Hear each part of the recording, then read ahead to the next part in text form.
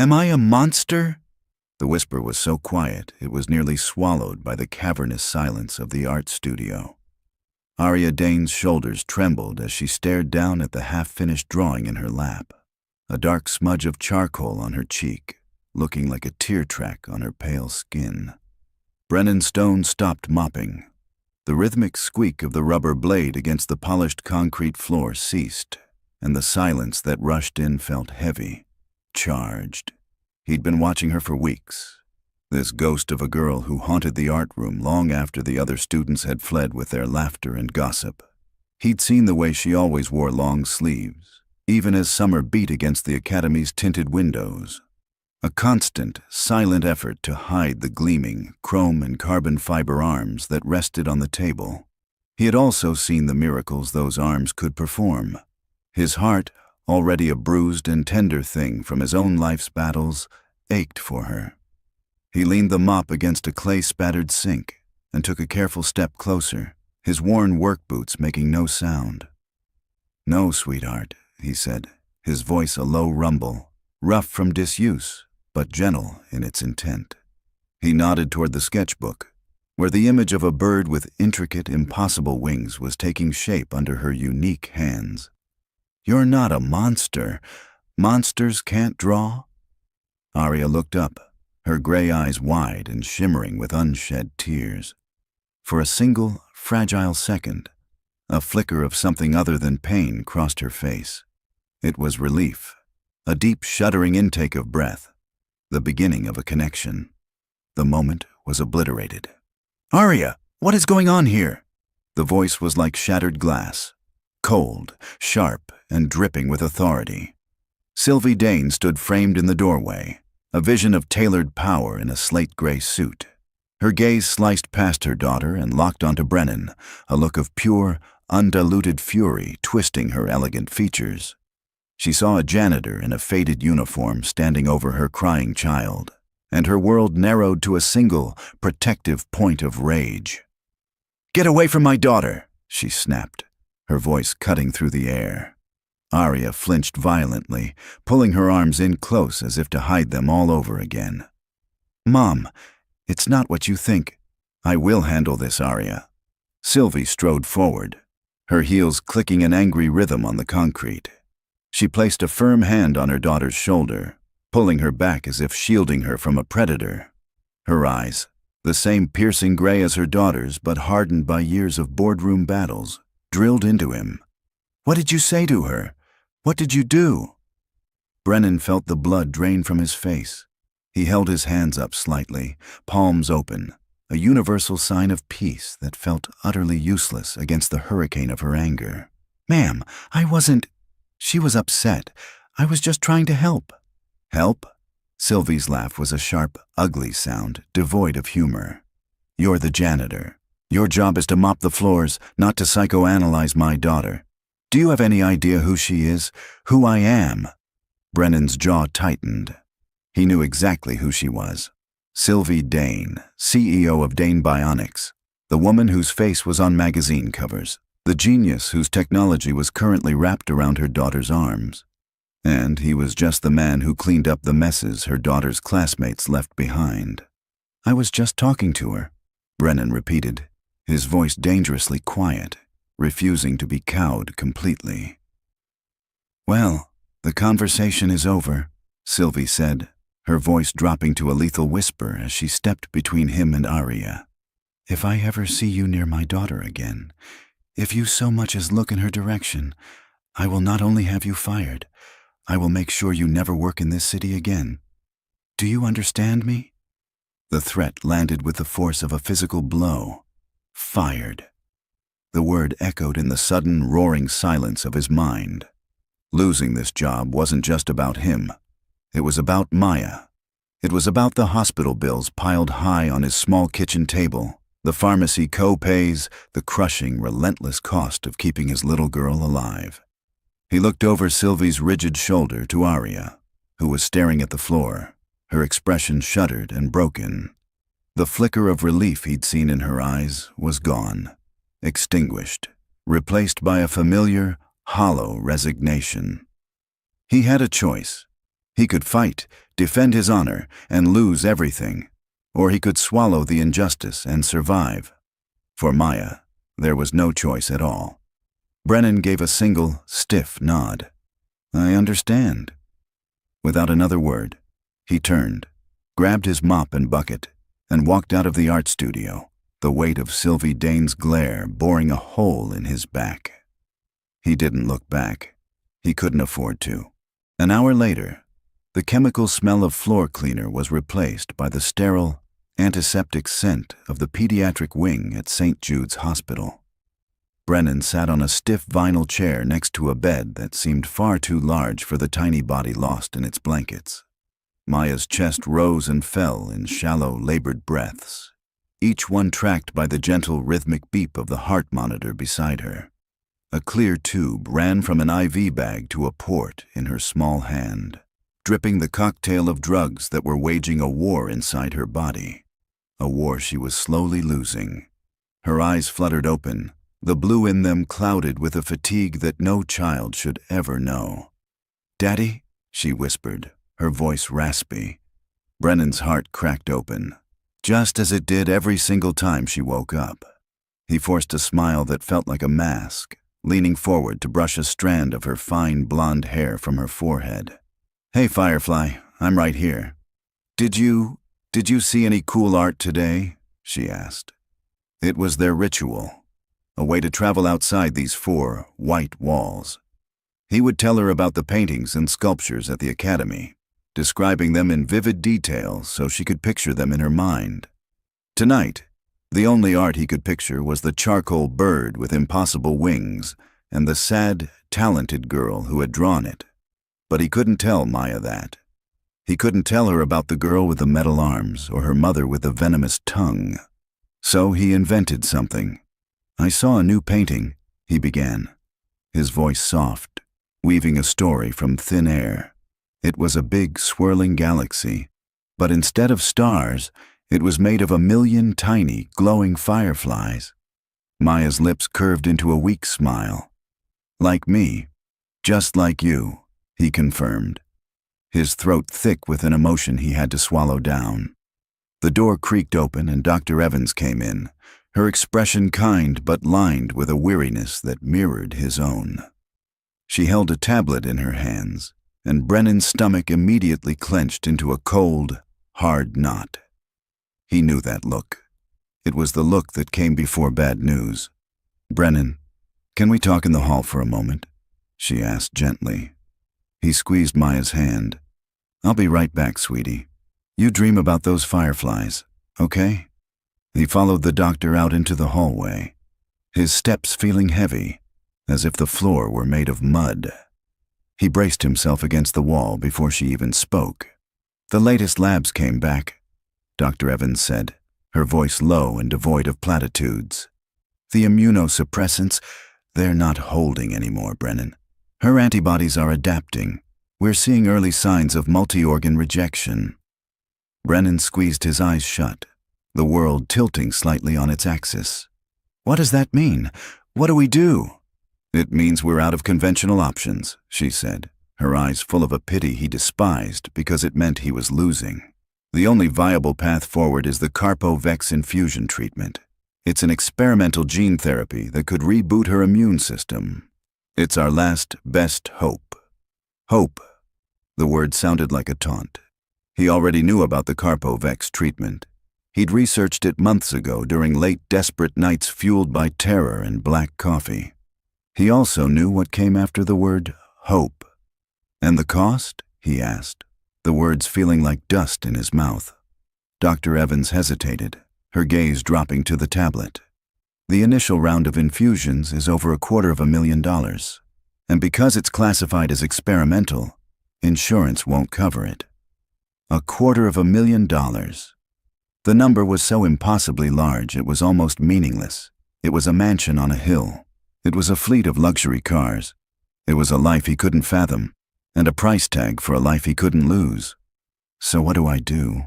Brennan whispered, the fight draining out of him, replaced by a cold, creeping dread. "We'll start the paperwork," she said, trying to sound encouraging. "We can apply for grants, Look into charitable foundations. We'll try everything." Brennan just nodded, unable to speak. He knew what try meant. It meant waiting. It meant hoping. And Maya didn't have time for either. He walked back into her room, the doctor's words echoing in his head. Out of options. Last, best hope. He looked at his daughter, so small and fragile, and felt a surge of desperate, primal fury. He thought of Sylvie Dane in her $1,000 suit, a woman who could write a check for that amount without a second thought, a woman who had threatened to ruin him for showing a moment of kindness to her child. The injustice of it all was a bitter poison in his throat. He had nothing. She had everything. And in the silent, sterile battlefield of this hospital, he was utterly, hopelessly outgunned. The hospital's fluorescent lights hummed with a monotonous, indifferent buzz that followed Brennan all the way home. Sleep didn't come. He spent the night staring at the ceiling of his small apartment, the number, $250,000, seared onto the back of his eyelids. It wasn't a number. It was a wall, a sheer, unscalable cliff, and Maya was on the other side. The next morning he walked through the ornate iron gates of Crestwood Academy, feeling like a trespasser in his own life. The sun shone on the manicured lawns, glinting off the windows of luxury cars dropping off students in pressed uniforms. It felt like a different planet, a world of careless, easy wealth that was a personal insult to the terror coiled in his gut. Every instinct screamed at him to keep his head down, to become invisible. He was just Brennan Stone, the janitor, the man Sylvie Dane could crush without a second thought. Mopping floors, emptying trash cans, and staying far, far away from Aria Dane was the only logical path to survival. His job was the single, frayed thread holding Maya's life together, and he couldn't let it snap. But logic had a way of dissolving in the face of a child's pain. Around mid-morning, he was cleaning the windows of the second-floor hallway that overlooked the main quad. Below, students gathered in their usual cliques, laughing and texting. And then he saw her. Aria was sitting alone on a bench, a book open on her lap, but she wasn't reading. A group of 3 girls, their designer backpacks slung casually over their shoulders, walked past her. One of them, a blonde with a cruel smirk, nudged her friend and pointed. Brennan couldn't hear their words, but he didn't need to. He saw the way they laughed, a sharp cutting sound. He saw the way Aria flinched, curling in on herself, making herself smaller, her shoulders hunching as if to protect herself from a physical blow. She pulled the sleeves of her sweater down further over her gleaming hands, a futile gesture of concealment. The girls moved on, their laughter trailing behind them like toxic exhaust. Aria didn't move. She just sat there, a statue of loneliness in a sea of people. Brennan's hands tightened on his squeegee, his knuckles turning white. He thought of his past life, of the small, sunny office where he'd helped children translate their nightmares into drawings, giving their fears a shape so they could fight them.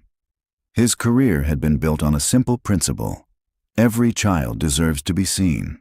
And a calculated lie from a jealous colleague had taken it all away, leaving him with nothing but a mop and a name he could no longer use. He couldn't talk to her. Sylvie's threat echoed in his mind, cold and absolute. "I will make sure you never work in this city again."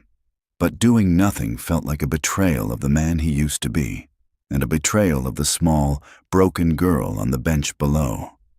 There had to be another way, a way to speak without words. That evening, long after the last bell had rung and the hallways had fallen silent, Brennan made his move. The art studio was his last stop of the night. It was just as Aria had left it, her sketchbook still open on the table. The bird with the impossible wings seemed to watch him, its charcoal eyes full of a wild, caged sorrow. He knew from watching her that she favored a specific kind of compressed charcoal, one that left deep, velvety blacks on the page. He also knew the school's art supplies were standard, serviceable, but lacking in quality. From the inside pocket of his jacket, he pulled out a small, flat box. Inside, nestled in foam, were 3 sticks of professional-grade nitrum charcoal. They had been a gift from a former client years ago. He'd kept them, a relic from a life that no longer felt real. They were expensive, an indulgence he couldn't afford, but a cost he was willing to pay. His heart hammered against his ribs as he placed the box on the table, right next to her sketchbook. No note, no explanation, just the charcoal, an anonymous offering. He looked around the empty room, his ears straining for the sound of footsteps, the click of a door. The risk was immense. If he were caught, if Sylvie Dane found out. But the image of Arya flinching on the bench pushed the fear away. He finished his work and left, the secret a live wire buzzing under his skin. Miles away, in a glass-walled office overlooking the city, Sylvie Dane stared at an email on her oversized monitor, her jaw clenched. It was from the headmaster of Crestwood Academy, Dr. Alistair Finch. No, that name was on the forbidden list. Let's use Dr. Alistair Finch. No, that's not allowed. Let's go with Dr. Alistair Finch. Wait, I can't use that. Let's use Dr. Alistair Croft. No, Croft is also forbidden. How about Dr. Alistair Sterling? Also forbidden. Let's try Dr. Alistair Cole. The email from Dr. Alistair Cole was polite but firm.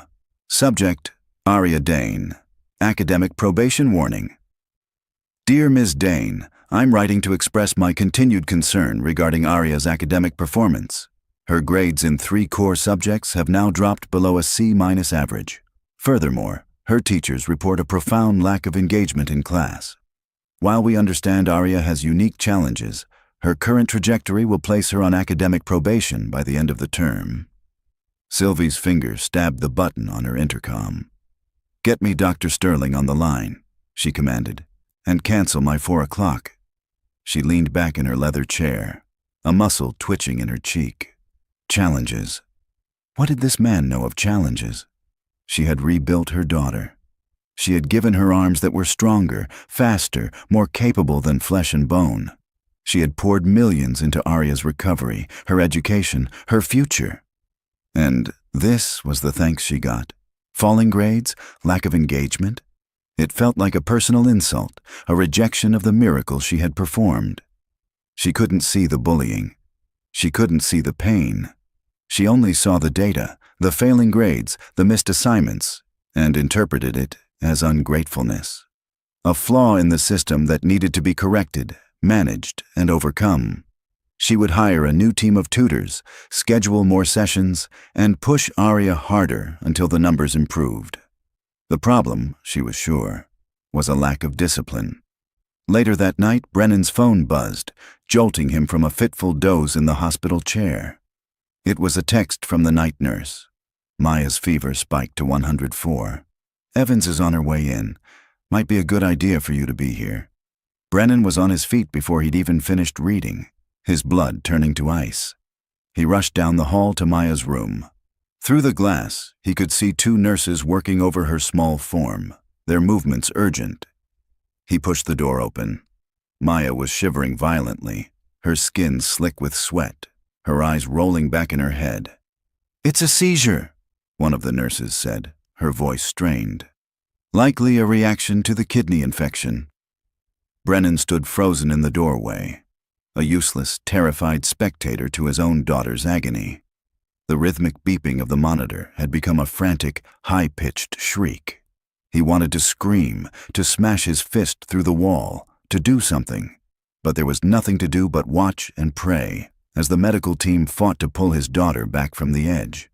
It was hours before she was stable, hours that felt like an eternity. Brennan sat by her bed, holding her small, limp hand, his body trembling with exhaustion and adrenaline. The fight was getting harder. The cliff wall was getting steeper. He finally left the hospital as the sun was rising, his mind a numb haze of fatigue and fear. He had to go to work. He had to mop the floors and pretend to be invisible, just to earn the money that wasn't even enough to make a difference. He walked into the silent art studio, his steps heavy with dread. He expected the box of charcoal to be gone, or worse, to have been turned into the office. But it was sitting right where he'd left it. And beside it, Placed carefully in the center of the table was a new drawing. It was a single perfect charcoal feather. It wasn't attached to a bird. It was just floating in the white space of the page, impossibly detailed, impossibly delicate. It looked as if a breath of wind could make it fly away. Brennan picked it up, his rough fingers tracing the edge of the paper. It wasn't a thank you. It wasn't a confession. It was a message. I'm still here. And in the cold, desperate landscape of Brennan's world, it was the first glimmer of hope he'd felt in a very long time. Brennan carefully slid the drawing of the feather into the inner pocket of his worn jacket, tucking it away like a secret. It felt both as heavy as a stone and as light as, well, a feather. It was proof that a connection had been made, a signal sent and received across a chasm of silence and fear. It was also proof that he was now actively defying Sylvie Dane's explicit order, a thought that sent a cold spike of anxiety through him. For the next week, their silent conversation continued. It became the most important part of Brennan's day, a dangerous, high-stakes game of artistic chess. He couldn't risk leaving more gifts. That would be too conspicuous. Instead, he used his knowledge, the ghost of his former profession guiding his hands. One night, he found a book on the artist Frida Kahlo in the library return bin. He took it to the art room and left it on Arya's table, open to a page showing a self-portrait she had painted from her bed after a devastating accident, an image of defiance forged in pain. Arya's response came 2 days later, a new drawing left for him to find. It was a self-portrait of sorts, a girl with chrome arms holding a single blooming rose, its thorns rendered in sharp, exquisite detail. The message was clear. I see the pain, but I also see the beauty. But for every step forward Arya took in the safety of the empty art room, the real world pushed her 2 steps back. The bullying, which had once been whispers and pointed looks, began to escalate. The ringleader was a girl named Paige, whose father sat on the board of Sylvie's company. Paige acted with the untouchable arrogance of someone who knew she was protected. One afternoon, Brennan was buffing the floors in the West Wing when he heard a commotion from the girls' locker room. He heard Paige's shrill, mocking voice, followed by a sharp, metallic clang and a burst of cruel laughter. He stopped working, his muscles tensing. A moment later, Arya burst out of the locker room, her face pale, her lips pressed into a thin white line. She didn't look at him. She just fled, her long sleeves billowing behind her. Brennan waited a beat, then pushed his buffer into a nearby alcove and slipped into the locker room. The air was thick with the scent of expensive perfume. On the floor, beneath Arya's locker, lay her sketchbook. It was open, and one of her drawings, a beautiful, detailed landscape of a forest, had been ruined. A thick, jagged word was scrawled across it in garish red lipstick, F-R-E-A-K. Rage, hot and blinding, surged through Brennan. It was so potent it made his hands shake. He wanted to find that girl, Paige, and what? He was the janitor. He had no power here. Reporting it would lead back to Arya, who would have to face her mother and would inevitably expose his own interactions with her. His hands were tied. He picked up the sketchbook, closed it, and tucked it under his arm. He would return it to the art room later, a silent apology for a world that was so needlessly cruel. The tension at the school was a mirror of the escalating crisis in his own life. The grant applications he'd painstakingly filled out by Maya's bedside came back one by one, all rejected. Due to the experimental nature of the treatment, or given the high volume of applicants, each email was a door slamming shut in his face. He spent his lunch breaks on the phone with charitable foundations, his voice cracking as he explained Maya's situation to disembodied, sympathetic but ultimately unhelpful voices. Meanwhile, Sylvie Dane was executing her own strategy. She had hired a new academic tutor for Arya, a stern, no-nonsense woman named Mrs. Gable, who arrived at their penthouse 3 evenings a week. I don't need a tutor, Arya said, her voice flat, as she stared at the calculus textbook on the polished mahogany table. Your grades say otherwise, Sylvie replied, not looking up from her tablet. She was reviewing quarterly projections for Dane Bionics. Mrs. Gable comes highly recommended. She will get you back on track. I'm not off track, Arya muttered. Her new charcoal pencils, Brennan's pencils, clutched in her hand under the table. You just what, Arya? Sylvie finally looked up, her patience wearing thin. You have every advantage, every opportunity. The finest school, the best technology the world has ever seen literally at your fingertips. And you are throwing it all away. Why are you doing this to me? Arya's head snapped up, her eyes flashing with a rare fire. To you? You think I'm doing this to you? Who else would you be doing it to? Sylvie shot back, completely missing the point. This reflects on me. It reflects on the family. It reflects on the company. We cannot have a Dane failing calculus. Maybe I don't care about calculus.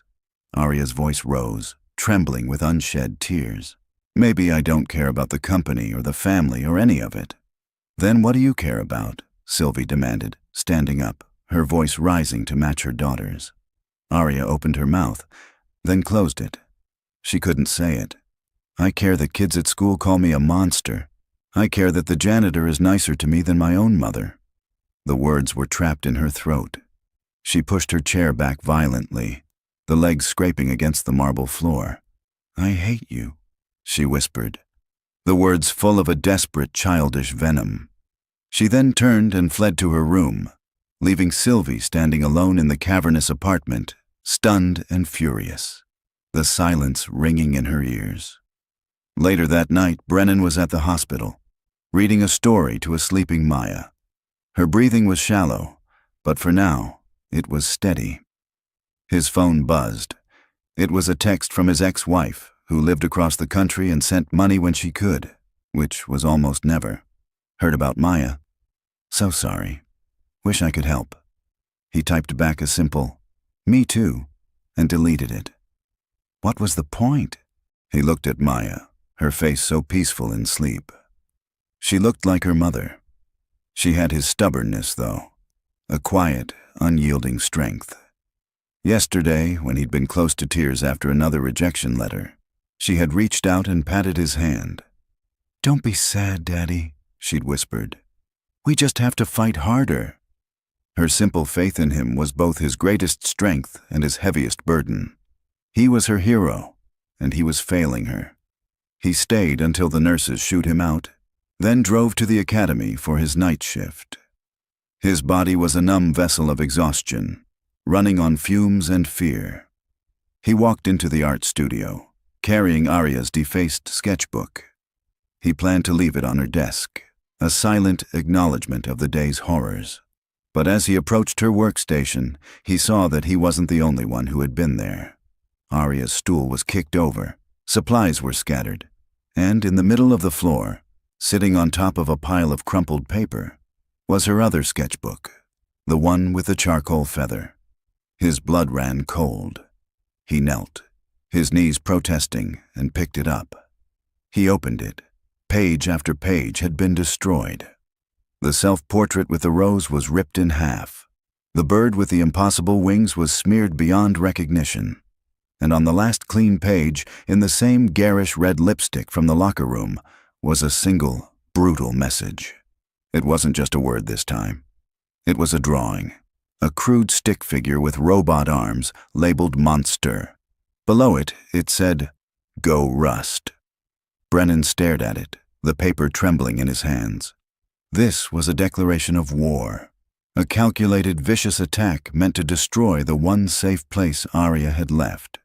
Paige hadn't just defaced a drawing, she had tried to murder a soul. He knew in that instant that his time for silence was over. The secret friendship, the anonymous gifts. It wasn't enough. He looked at the cruel drawing, thought of Sylvie Dane's blind ambition, and then thought of Maya's quiet courage. We just have to fight harder. He closed the sketchbook. He would not be leaving it for Arya to find. He would be taking it with him. He was going to walk into the lion's den, and he was going to make the lion listen. The drive home from the academy was a blur. Brennan didn't sleep. He sat at his small kitchen table, the ruined sketchbook open before him. The crude, hateful drawing of the robot monster staring up at him. It was a manifestation of pure cruelty, a poisoned dart aimed at a child's heart. By the time the sun cast its first gray light through his window, his exhaustion had burned away, leaving behind a cold, hard certainty. He was done being silent. He showered, put on the cleanest of his worn uniforms, and before leaving for the hospital to check on Maya, he made the call. A crisp, professional voice answered on the first ring. "Sylvie Dane's office." "I need to speak with her," Brennan said, his own voice steady, devoid of the tremor he felt in his chest. "I'm sorry. Ms. Dane's schedule is fully committed. If you'd like to leave a message—" "My name is Brennan Stone," he cut in, polite but firm. "I'm a custodian at Crestwood Academy. You need to tell her I need to speak with her about a critical safety and wellness issue concerning her daughter, Aria." There was a pause on the other end of the line. The term custodian hung in the air, a stark contrast to the corporate polish of the assistant's voice. He could almost hear her calculating, assessing the potential threat. A janitor using words like critical safety and wellness issue was an anomaly, an irregularity in her carefully managed system. "Please hold," she said, her tone clipped.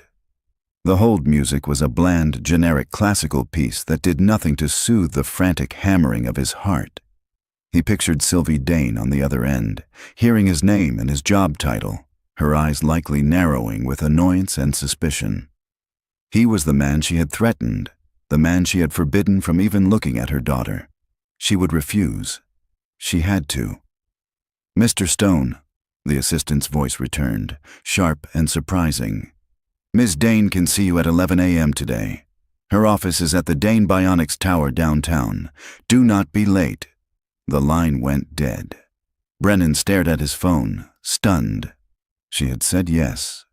The audacity of his call, the alarming choice of his words, had worked. He had a meeting. He was walking into the lion's den. The Dane Bionics Tower was a shard of glass and steel that pierced the sky, a monument to power and wealth. The lobby was a cavern of white marble and minimalist furniture, cold and intimidating. Everyone who walked through it moved with a brisk, urgent purpose, dressed in expensive suits. Brennan, in his janitor's uniform and carrying a worn backpack that held the sketchbook, felt like a ghost from another world. He gave his name to the receptionist, who eyed his uniform with a flicker of disdain before her eyes widened slightly in recognition. "Oh, yes, Mr. Stone, 35th floor." The elevator ride was a silent, stomach-lurching ascent. When the doors opened, he stepped out into a space that was more art gallery than office. Sleek, chrome sculptures that looked suspiciously like early prototypes of Aria's arms were displayed in alcoves. He was led down a long, silent hallway by the executive assistant, a woman with a severe haircut and an expression to match. She opened a set of imposing double doors and gestured for him to enter. Sylvie Dane's office was breathtaking. One entire wall was a floor-to-ceiling window offering a panoramic view of the city, a view that belonged to a king or a queen. Sylvie was not seated behind her massive glass desk. She was standing by the window, her back to him, a silhouette of power. "You have 5 minutes, Mr. Stone," she said, her voice echoing slightly in the vast room. She turned, her expression a mask of bored impatience. This had better be important. Brennan's throat was dry. He walked forward and stopped a few feet from her desk. He took the worn backpack off his shoulder and set it on the floor. "Before I was a janitor, Ms. Dane," he began, his voice calm and even, cutting through her condescension. "My name was Dr. Brennan Stone. I was a child art therapist with a decade of experience in pediatric trauma." He saw a flicker of surprise in her eyes, a tiny crack in the armor of her assumptions. He had her attention. He reached into his backpack and pulled out the ruined sketchbook. He walked to her desk and placed it on the pristine glass surface. The book, with its torn cover and pathetic, violated state, looked like a piece of trash in this temple of perfection. "This," he said, his voice low and intense, "is the critical safety and wellness issue I needed to show you." Sylvie stared at the sketchbook, then at him, her lips curling into a sneer. "You brought me a child's diary? This is what you interrupted my day for?" "Just open it," Brennan said. With a sigh of profound irritation, she reached out, her long fingers with their immaculate manicure flipping open the cover.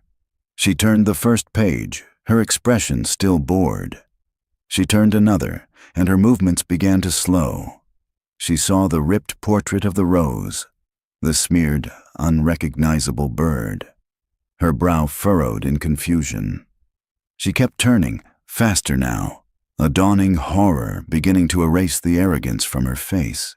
And then she reached the last page, the page with the crude, lipstick-red drawing, the stick figure with robot arms, the giant, jagged word, monster, and the hateful, dismissive command, "Go rust."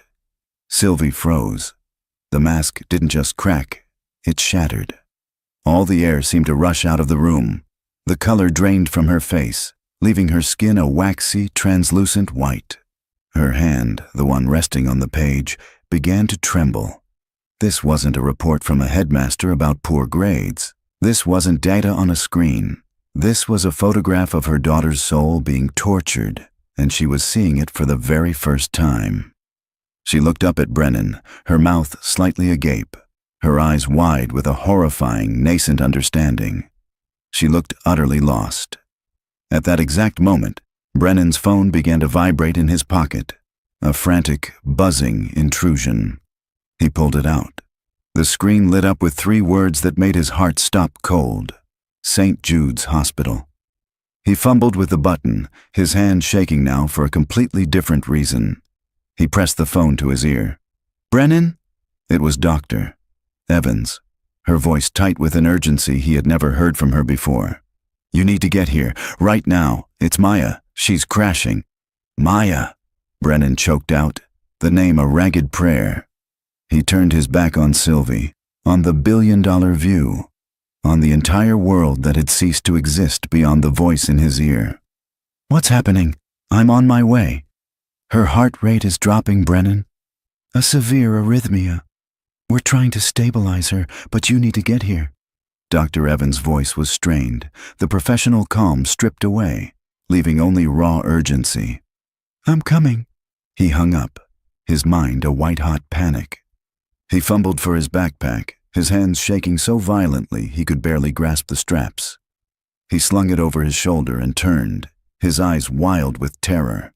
Sylvie was still standing by the desk, her face ashen, the sketchbook lying open between them like a wound. Her own shock and horror were momentarily forgotten, eclipsed by the raw, primal fear she saw on his face. This wasn't a janitor. This wasn't a former therapist. This was a father about to lose his child. "I have to go," he said, the words torn from his throat. He didn't wait for a response. He just ran.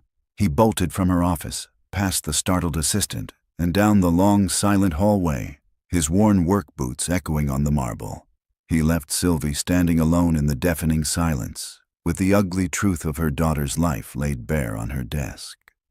The drive to the hospital was a nightmare of screeching tires and blaring horns. Brennan ran red lights, his hands strangling the steering wheel, his vision blurred by tears of rage and fear. He abandoned his car in the emergency loading zone and sprinted through the automatic doors, his lungs burning. He burst onto the pediatric floor and saw it immediately. A crash cart was outside Maya's room, and the door was swarmed with doctors and nurses.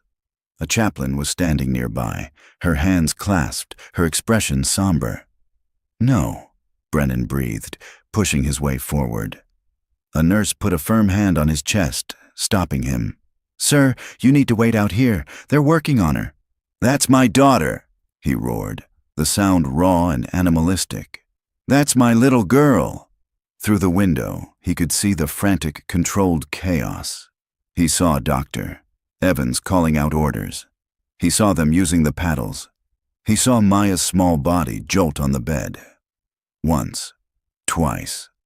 The steady, high-pitched tone of the flatlining heart monitor was the sound of his world ending. He sagged against the wall, a sob ripping through him, his legs giving out. And then, a new sound. A slow, rhythmic beep, faint, unsteady. But there.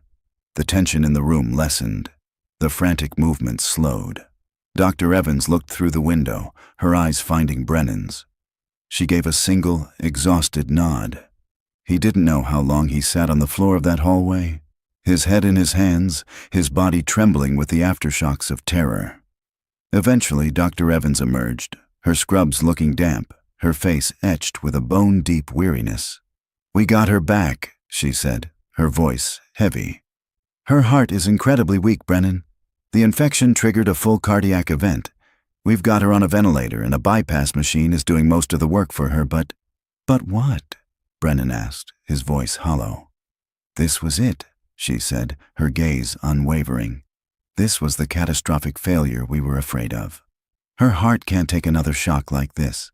The Carpovex treatment is no longer a future option. It's an immediate necessity. We have days, maybe less. Days." The word was a death sentence. Back in the glass tower downtown, Sylvie Dane had not moved. She stood staring at the sketchbook, at the lipstick monster, her mind replaying the janitor's panicked exit. Maya. That was the name he'd said. Her carefully constructed world, built on logic, data, and control, had been demolished in the span of 10 minutes, first by a child's drawings, then by a father's terror. She had been so wrong, so blind. She had looked at Arya's pain and seen only a problem with performance. She had looked at Brennan Stone and seen only a threat. Her hands trembled as she reached for the phone on her desk. She didn't call security. She didn't call the headmaster. She pressed the button for her personal line.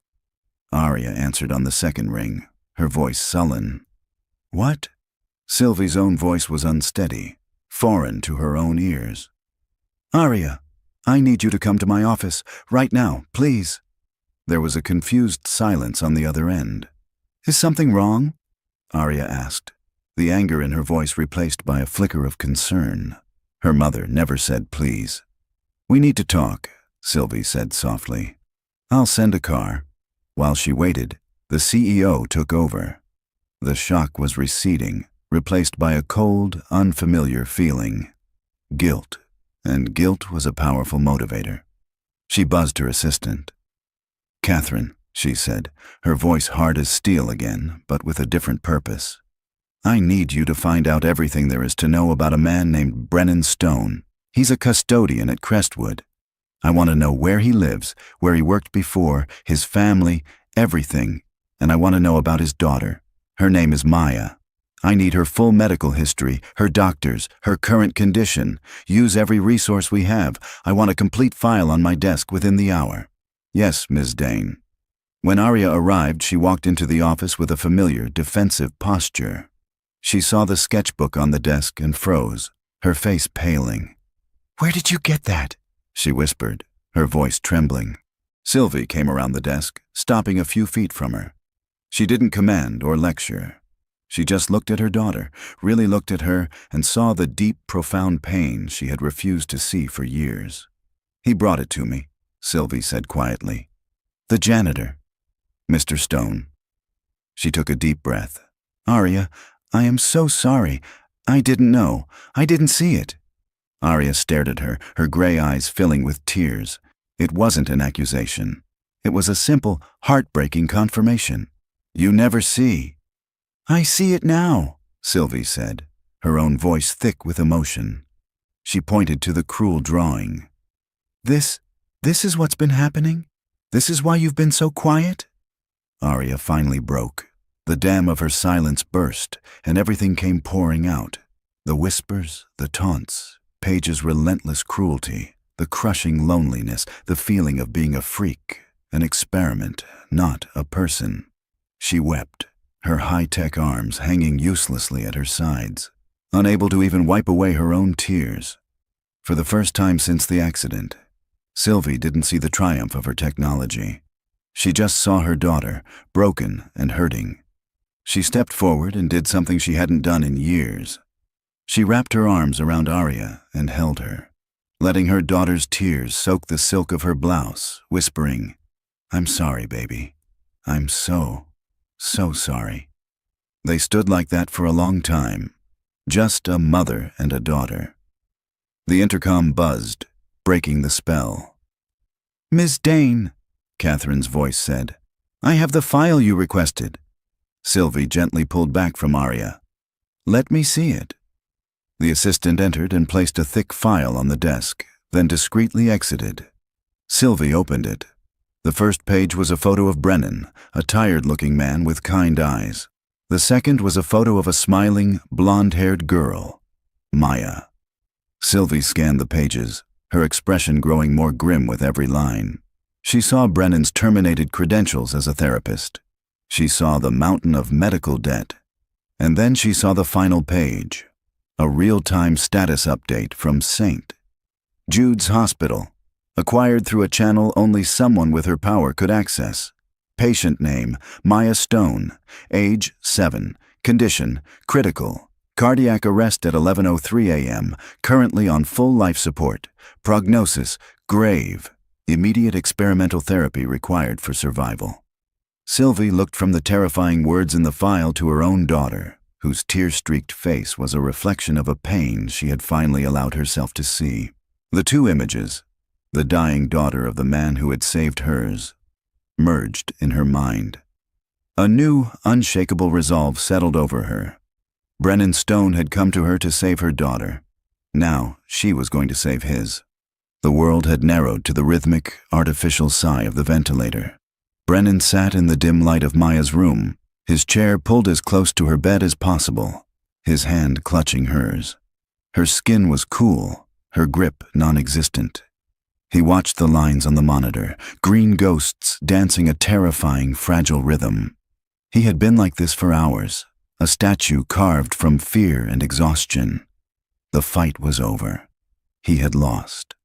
The grants, the charities, the desperate phone calls, all of it had been a fool's errand. The wall had proven too high. He was so lost in his grief that he didn't hear the door open at first.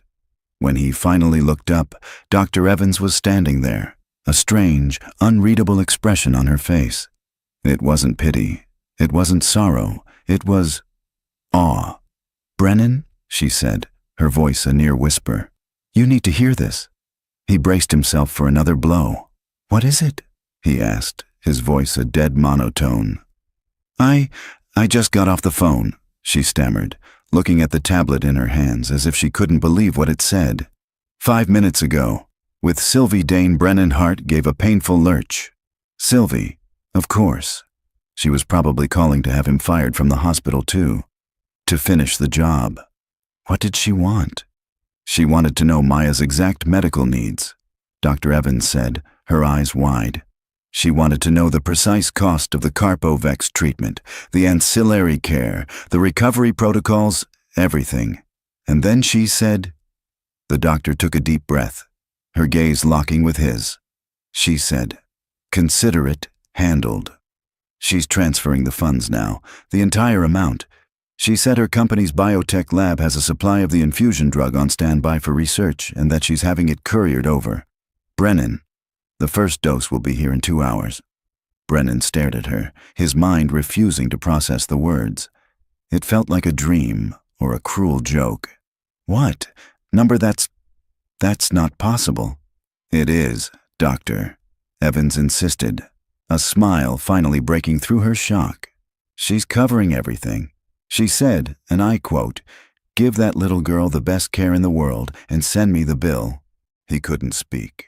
He just stared at his daughter, at the machines keeping her alive, and a single, hot tear escaped his eye and rolled down his cheek. It wasn't a tear of sorrow. It was a tear of disbelief, of a hope so sudden and overwhelming it felt like physical pain. Someone had thrown him a rope. From the top of the cliff, a rope had come down. Meanwhile, Sylvie Dane had already moved on to her next target. Her call to Dr.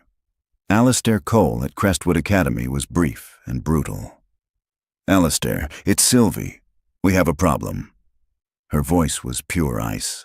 She laid out the facts of the bullying campaign against Arya with the precision of a prosecutor, ending with the evidence of the destroyed sketchbook. "This happened under your watch, at your school, a school to which I have donated over $10 million in the last 5 years. The headmaster on the other end of the line stammered, horrified. "Sylvie, I had no idea. I assure you, we will launch a full investigation immediately." "There will be no investigation," Sylvie cut in. "There will only be a result. The students involved, starting with Paige, will be expelled today. If I hear that any of them are still on your campus by the end of the school day, you can consider my family's funding and my daughter's enrollment terminated. Have I made myself clear?" "Crystal, Sylvie," he whispered. When she hung up, she felt a grim satisfaction. It wasn't a solution, but it was a consequence. Justice, delivered with the brutal efficiency of a corporate takeover. Arya had been watching her from the other side of the office, her expression a mixture of awe and trepidation. She had never seen her mother like this. A focused storm of action, her power wielded not for profit, but like a shield. "They're going to be expelled," Sylvie said, her voice softening as she looked at her daughter. "Good," Arya whispered. She hesitated, then took a step closer. "Mom, that man, Mr. Stone, his daughter, is she okay?" Sylvie's expression tightened. "She's very sick, Arya. She's at St. Jude's." Arya's gaze dropped to the floor. She thought of Brennan's kind eyes, the way he had looked at her drawing, not at her arms, the way he had called her sweetheart. He had seen her, and all this time, his own daughter was... "We should go there," Arya said, her voice surprisingly firm. "We should go see him." Sylvie looked at her daughter, at the newfound strength in her posture. Arya wasn't asking for permission. It was a statement of moral necessity. "You're right," Sylvie said. "We should." The fallout at Crestwood was swift. Paige and her 2 friends were pulled from class and summoned to the headmaster's office. Their parents called in for an emergency meeting. There were tears and denials, followed by furious, entitled threats from Paige's father. But for the first time, his position on the Dane Bionics board meant nothing. He was utterly outranked. By 3 o'clock, the girls were gone, their lockers cleaned out, their time at the academy permanently over. Brennan was in the hospital's small, quiet chapel when he heard the soft footsteps behind him. He wasn't praying, just sitting, trying to absorb the tidal wave of hope that had crashed over him. He turned and saw Sylvie and Arya Dane standing in the doorway. He got to his feet immediately, his body tensing, his mind reeling. What were they doing here? Sylvie looked as out of place in the humble chapel as a panther in a petting zoo. She was still in her power suit, but the arrogance was gone, replaced by a deep, uncertain weariness. Arya stood beside her, her hands shoved into the pockets of her hoodie, her eyes fixed on him. "Mr. Stone," Sylvie began, her voice formal but lacking its earlier bite. We came to see how your daughter is doing." Brennan stared at her, the pieces clicking into place. The anonymous benefactor, the speed, the power. It was her. "It was you," he breathed. "You're the one who paid for the treatment." Sylvie gave a slight, almost imperceptible nod. "You showed me the truth about my daughter, the truth I was too blind and too stubborn to see for myself." Her gaze was intense, unwavering. This was the only way I knew how to say thank you.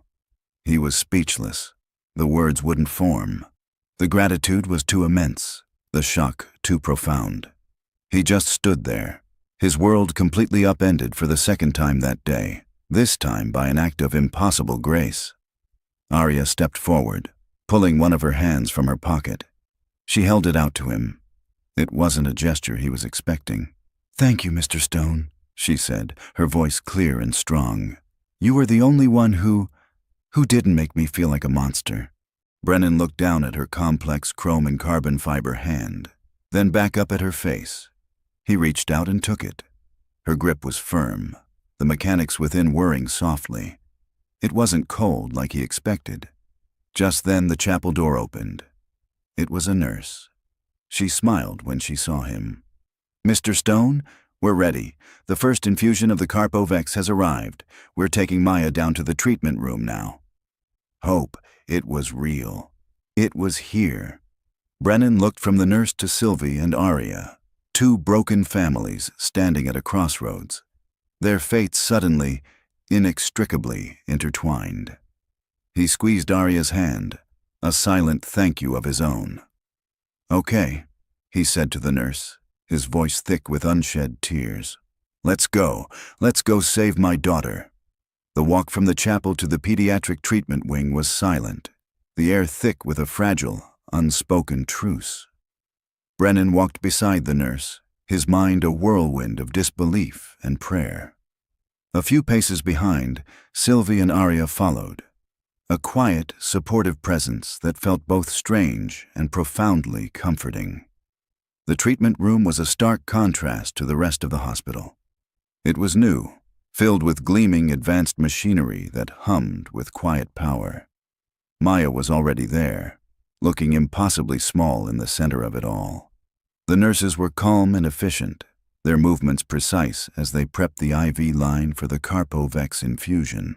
The drug itself was in a small, deceptively simple-looking bag, its contents glowing faintly under the specialized lights. It looked like liquid hope. Brennan went to her side immediately, taking her small, cool hand in his. He leaned down and whispered in her ear, his voice thick with emotion. "Hey, Firefly, Daddy's here. You just rest now, okay? Help is here." Sylvie and Arya stood in the doorway, watching through the glass. Sylvie saw the scene not as a CEO analyzing a medical procedure, but as a mother. She saw the terrifying vulnerability of a child tethered to machines, and the absolute, unconditional love of a father who would burn down the world for her. It was a mirror of her own feelings for Arya, a truth she had buried under layers of ambition and control. Arya watched Brennan's gentle touch, the way he smoothed Maya's hair, and felt a pang in her chest. It was the first time she had ever truly witnessed a parent's love expressed not through gifts or expectations, but through simple, steadfast presence. After the infusion was connected and the slow, steady drip began, the head nurse gently ushered Brennan out into the small, private waiting room. "It'll be a few hours," she said softly. "We'll monitor her every second. You should try to breathe." Brennan sank into one of the chairs, his body feeling boneless with a mixture of terror and relief. Sylvie and Arya sat opposite him. For a long moment, nobody spoke. The only sound was the quiet hum of the hospital. "I don't know how to thank you," Brennan finally said, looking at Sylvie. The words felt small, inadequate. There aren't words for what you've done." Sylvie looked down at her hands, which were clasped tightly in her lap. "After Arya's accident," she began, her voice quiet and stripped of its usual authority, "I thought I had lost her. When she survived, I made a promise that I would fix what had been broken. I poured everything into creating her arms. I thought if I could build her perfect hands, I could build her a perfect life." She finally looked up, her eyes shimmering with a vulnerability he never would have thought possible. "I was a brilliant engineer, but a terrible mother. I was so focused on fixing the outside, I never stopped to look at the pain on the inside." She glanced at Arya, who was listening intently. "You didn't just show me a sketchbook, Mr. Stone. You showed me my own daughter." The formal Mr. Stone still felt strange, but the sentiment behind it was devastatingly real. He was no longer just the janitor to her. He was the man who had held up a mirror. "Call me Brennan," he said quietly. While they talked, Arya had taken a small notepad and one of her charcoal pencils from her pocket. She began to draw, her movements fluid and certain. But this time, she wasn't drawing her own pain. She was drawing a story Brennan had told her, a story he'd just recounted to Sylvie about Maya. She drew a little girl with blonde hair, asleep in a hospital bed. But the room wasn't dark or scary. It was filled with a swirling galaxy of a million tiny, glowing lights. She was drawing Maya, safe and sound, surrounded by her fireflies. She was using her art not as a shield, but as a prayer. Nearly 4 hours later, Dr. Evans appeared in the doorway, a broad, genuine smile on her face for the first time in what felt like an eternity. "It's working," she said, her voice filled with a professional, joyful relief. "Her vitals are stabilizing. Her heart is responding to the bypass weaning protocols far better than we could have hoped. The initial markers show the drug is being accepted by her system." She looked directly at Brennan. "It's not a cure, not yet. It's a long road. But Brennan, this is the first step, and it's a huge one." Brennan buried his face in his hands, a sob of pure, unadulterated relief shaking his entire body. He had been so prepared for the worst that the sudden, brilliant light of hope was almost blinding. When he finally looked up, his eyes red but clear, he saw Sylvie watching him, a soft, compassionate expression on her face. Arya had stood up and was shyly holding out her notepad. He took it and looked at the drawing of Maya and the fireflies. It was the most beautiful thing he had ever seen. The immediate crisis had passed. The storm had broken. As the day faded into evening, the four of them sat in a comfortable, shared silence, 2 parents and 2 daughters. A strange, makeshift family forged in a crucible of pain and kindness. As Sylvie and Arya prepared to leave, Sylvie turned to Brennan one last time. "I made some calls this afternoon," she said, her tone back to its familiar, efficient clip. But the coldness was gone. "I looked into your professional history. What happened to you was a gross injustice." Brennan just nodded, too tired to relitigate the past. "A man with your insight and empathy shouldn't be mopping floors," she continued, her gaze direct. "My company has a charitable foundation. We fund art therapy programs for underprivileged and at-risk children all over the country. It's been underperforming. It lacks a clear vision." She paused, letting the words hang in the air. "It needs a new director. Someone who understands what these kids are really going through. Someone who knows that sometimes the only way to heal a wound is to draw it first." Brennan stared at her, his mind struggling to keep up. A job offer, not just any job. It was his life's work, his passion, the identity that had been stolen from him. She was handing it back. He didn't answer. He couldn't.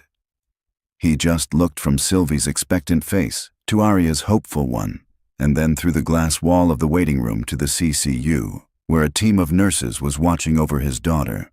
The life-saving medicine, paid for by the woman standing in front of him, was dripping steadily into Maya's arm, chasing the monsters away. For the first time in years, he could see a future. Not just a frantic, desperate scramble to the next day, but a real, tangible future. A future where Maya was healthy. A future where he wasn't a ghost. A future where they were not just surviving, but finally healing. The next 6 months passed in a blur of cautious hope, sterile hospital rooms, and the slow, miraculous return of color to Maya's cheeks. The Carpovex treatment was not a magic wand, but it was a lifeline. Each infusion was a battle. But it was a battle Maya was finally winning, her small, stubborn body fighting its way back into the light. The grand opening of the Dane Foundation's new pediatric wing was held on a bright, crisp autumn afternoon. The building was a beautiful modern space of light-colored wood and vast windows, designed to feel less like a clinic and more like a sanctuary. And etched in elegant silver letters above the main entrance were the words, "The Maya Stone Center for Pediatric Art Therapy." A crowd of donors, doctors, and reporters had gathered in the main gallery. At the back of the room, Sylvie Dane sat not in the front row reserved for dignitaries, but on a small chair next to a vibrant, healthy-looking 7-year-old girl with bright blonde hair who was happily sketching in a notepad. Maya. Her drawing was of a girl with gleaming chrome arms, handing a flower to a girl with a big smile. On the stage, Arya Dane stood at the podium. She was poised and confident, her robotic arms resting naturally on the lectern. She wore a stylish, short-sleeved dress, her arms no longer a source of shame, but simply a part of who she was. A lot of people think art is about creating something beautiful, Arya said, her clear voice carrying through the room. But sometimes, it's about creating a safe place to put your pain. It's about drawing a map to find your way back to yourself. The man I'm about to introduce is the one who gave me that map. She smiled, her gaze finding a man standing just off stage. He taught me that there is strength in what makes us different. And most importantly, he taught me that monsters can't draw.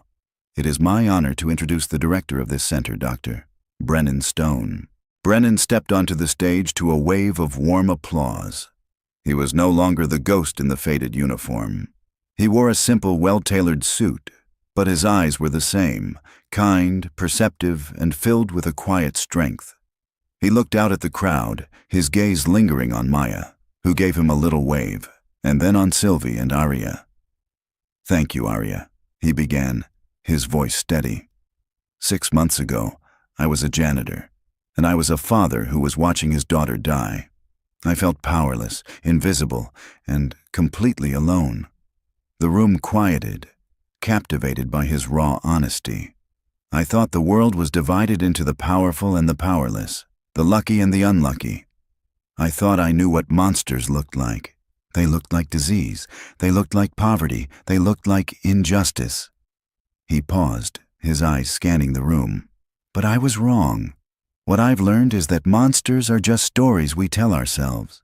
The real world isn't made of monsters and victims. It's made of people. People who have the power to see each other, to listen, and to choose kindness over cruelty. He looked directly at Sylvie. It's made of people who, when they see a family drowning, will throw them a rope without asking for anything in return. He then looked at Arya. And it's made of brave young artists who teach us that our scars are not something to be hidden, but are proof that we have survived. Finally, his gaze rested on his daughter, Maya, and his voice softened. This center is named for my daughter, but it is dedicated to all the children who are fighting battles no one can see. This will be a place where they can make their voices heard, not with words, but with color, with clay, and with charcoal. This is a place for them to show the world that they are not their diagnosis, they are not their trauma, they are creators. He smiled, a genuine, heartfelt smile that reached his eyes. And creators are the most powerful people on earth. Later, after the speeches and the applause had faded, the four of them walked through the new sunlit therapy room alone. The walls were lined with art supplies, the tables were clean and ready, and the air smelled of new paint and possibility. "Well, Director," Sylvie said, a playful teasing in her voice that would have been unthinkable 6 months ago. "You've got your work cut out for you." "I can't wait to start," Brennan said, a deep, resonant joy in his voice. Arya had knelt beside Maya, who was showing off her sketchbook. "I like your use of color," Arya said, pointing to Maya's drawing with her prosthetic finger. "But if you blend the blue and yellow right here, you can make a really cool green for the flower stem. Want me to show you?" Maya nodded enthusiastically. "Okay." Brennan and Sylvie stood back, watching them. Arya, with her high-tech arms, gently guided Maya's small hand. The two of them bent over the page, their heads nearly touching. A girl who was saved by art was now teaching a girl who was saved by medicine. A perfect, unbroken circle of healing. Brennan looked at Sylvie, the woman he had once seen as an unmovable force of injustice, and now saw only as a friend, an ally who had shown him that miracles were possible. "Thank you, Sylvie," he said, the words finally feeling big enough.